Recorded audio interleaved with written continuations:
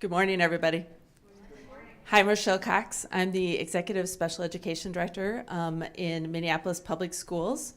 So happy to be with you here today. So I'm a newbie, so I'm in my second year of being the Special Education Director in Minneapolis Public Schools. So I don't sleep a lot. I don't know about you and your roles, but so one of the things that kept me awake a lot at night was this idea of disproportionality. And as I looked at how am I going to solve this piece? How do I even start to tackle this piece? And so today we're going to talk about kind of what we did, what's our first steps that we're doing it, and I have an amazing team that I work with that I want to introduce as we move forward. So you're going to hear today kind of our first chapter in our work. So I'd like to introduce Michael Walker. Michael Walker, Director for the Office of Black Male Student Achievement in Minneapolis Public Schools, and I've been in my role for about 16 months.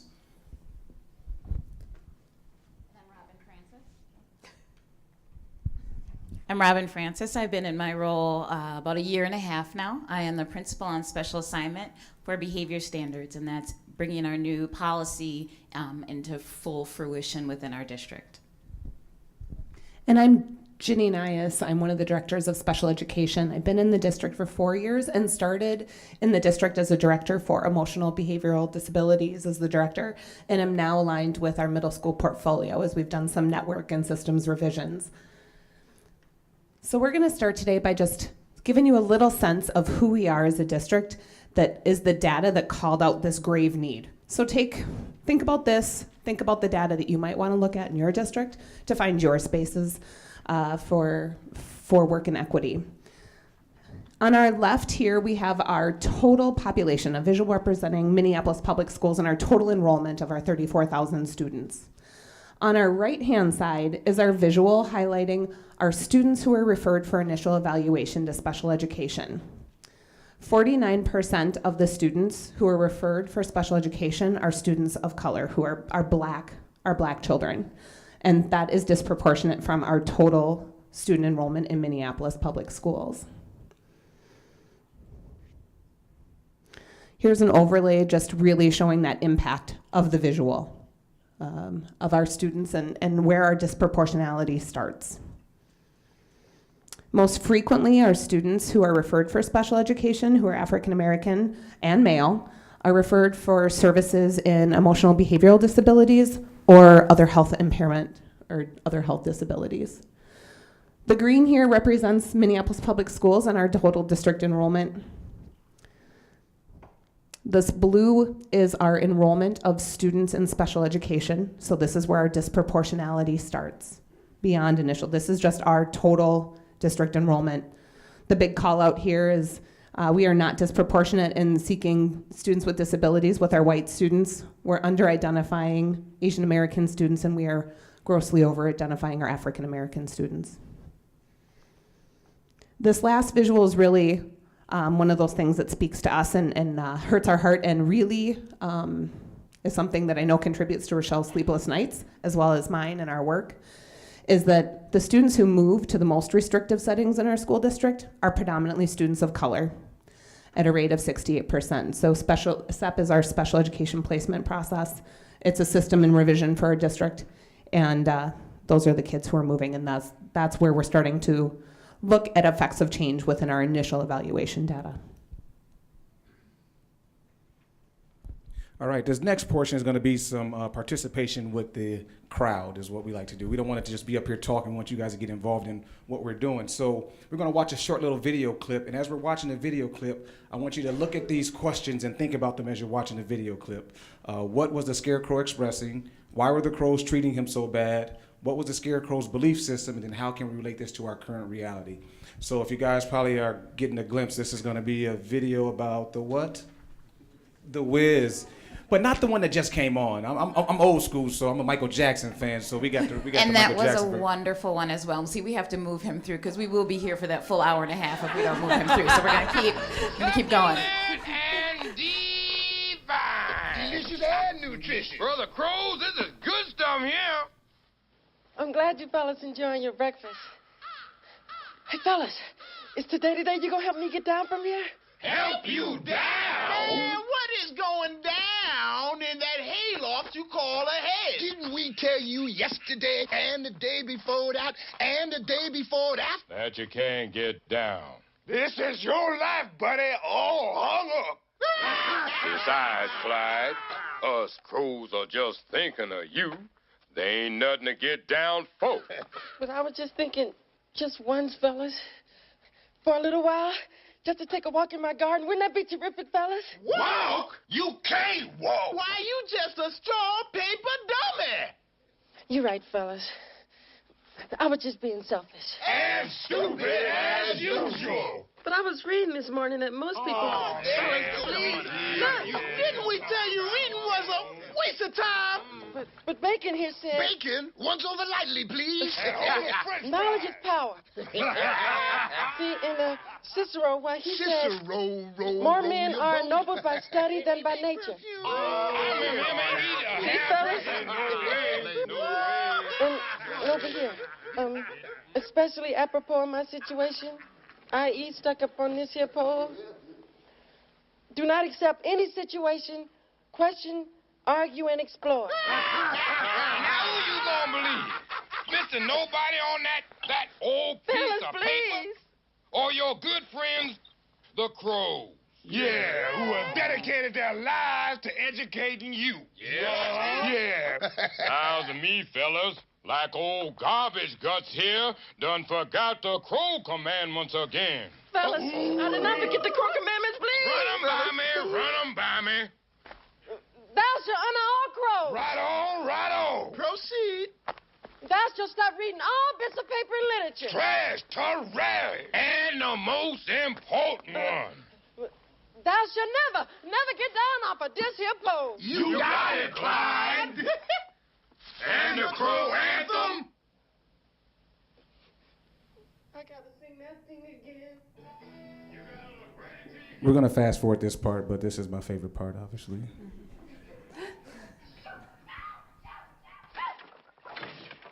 Go on about your business.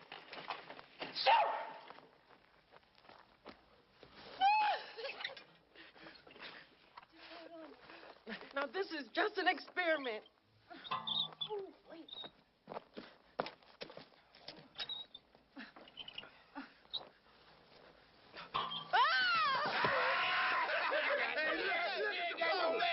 Results of the first experiment.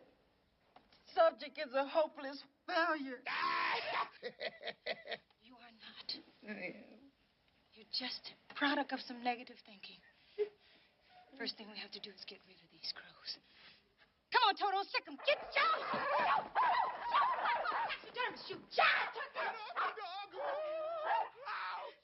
Good boy, Toto. We can go now. You okay? Come on. Hey.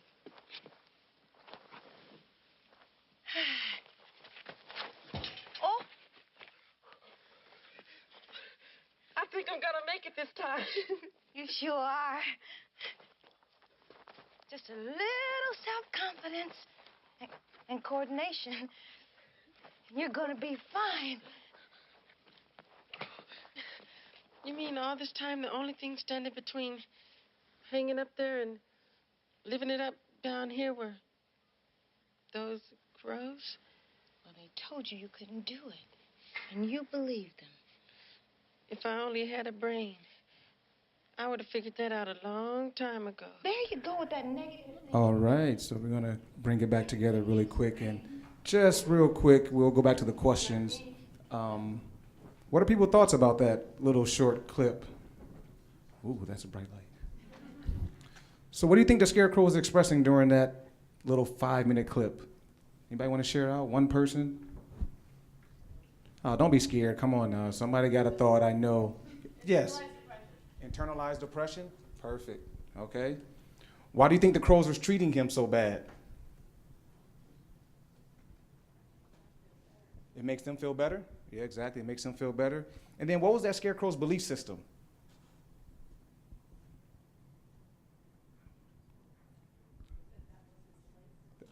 That was his place, right? His place was to be up on that pole, not trying to do much. And as we look at it, how does this relate to our current reality?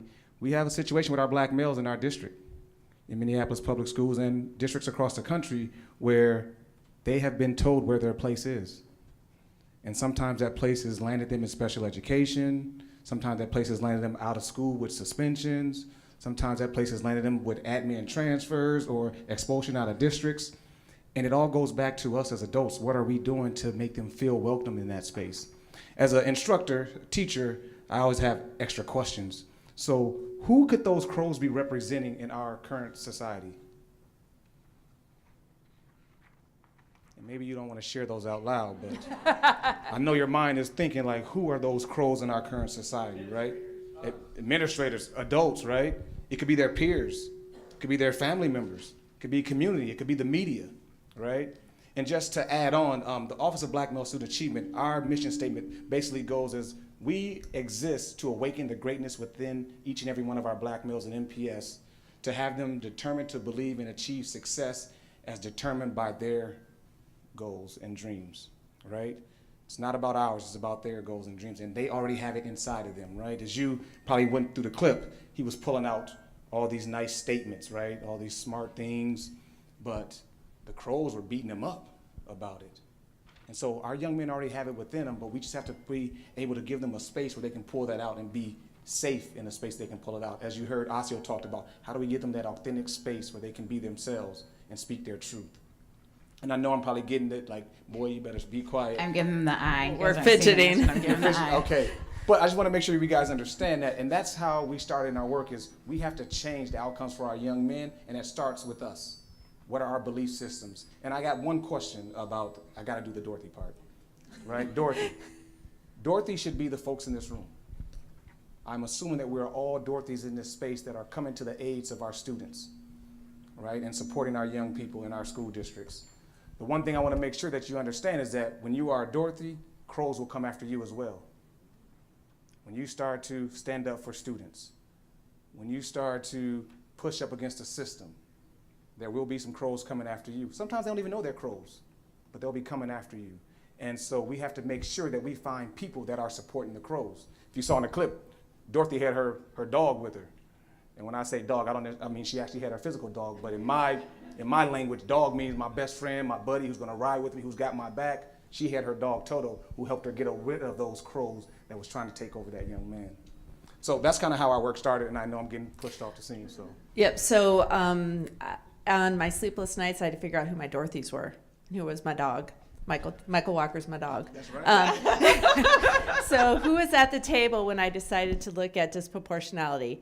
I knew that the first place I wanted to start was the initial evaluations for EBDs. So I gathered all 87 of them in our district from the year before, and I read through all of them, and I was disturbed. So I decided we have to get some people. Could you slip back one more time? So these are the people that I brought to the table. Here were my Dorothys. So think about who your Dorothys are in your district. Okay, so we decided to get together a task force to look at our initial EBD evaluations. Our mission was to identify the root causes of why we were over-identifying our Black students in the disability category of emotional behavior disorder.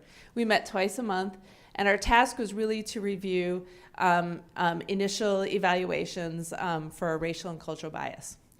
So when I decided to do this, my manager of psychological service said, "This is a really bad idea. We really can't do this." And I said, "That's exactly why we're doing it. So if you really think it's a bad idea, this is probably the right place for me to be."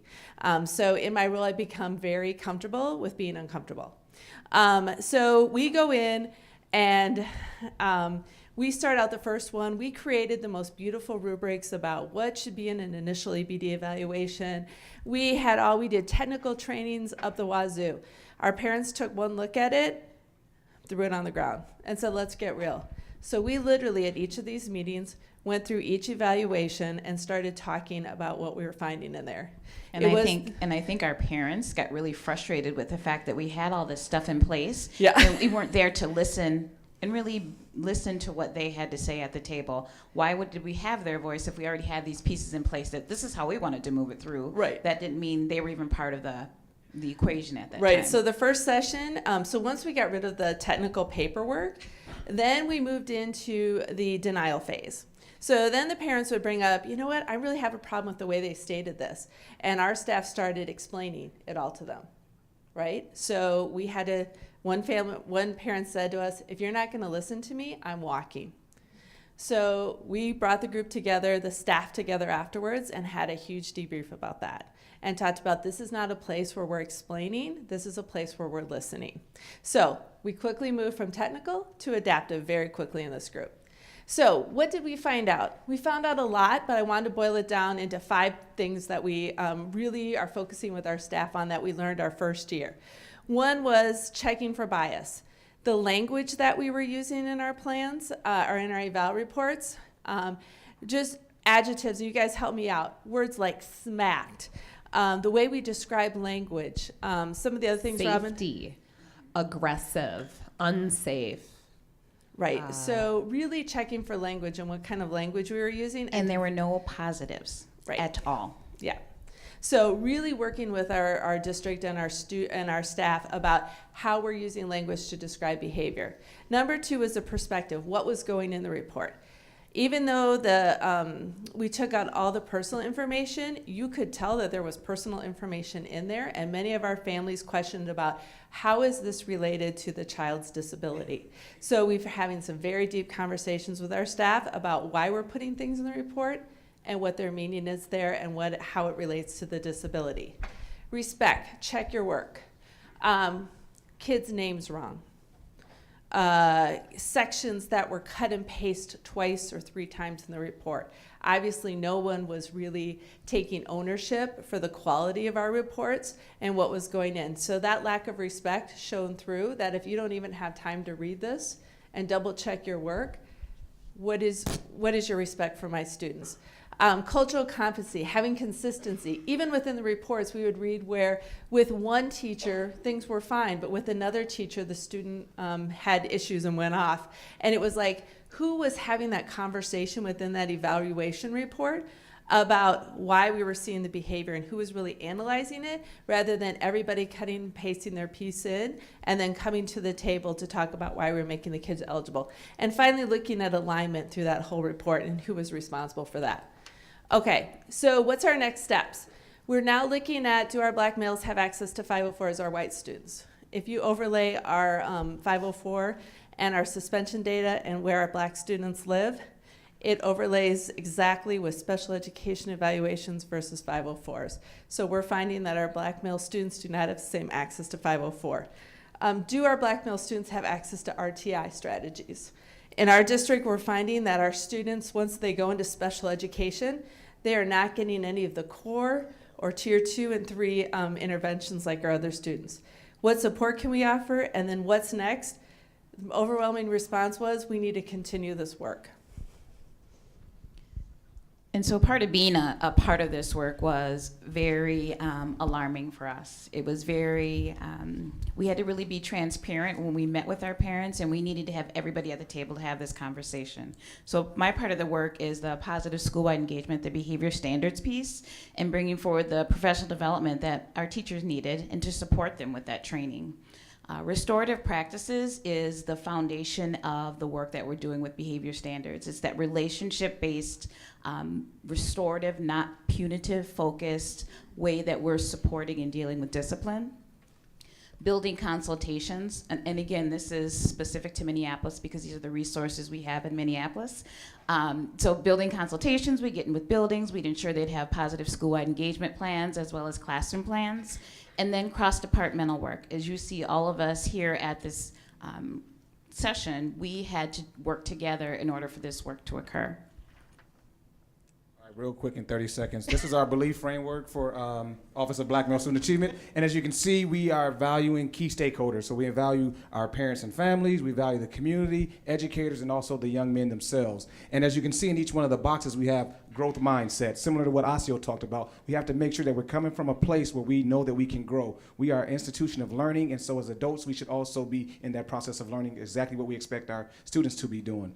But at the end, we want our people to believe, our parents to believe that educators educators are fair-minded and equitable when it comes to dealings with their students, specifically black males. We want our community to believe our system of education is serving all students. We want our educators to believe that young black men are motivated to learn, and we want our young black men to see academic success in their future. Was that 30 seconds real quick? All right, thank you. Thank you, Al.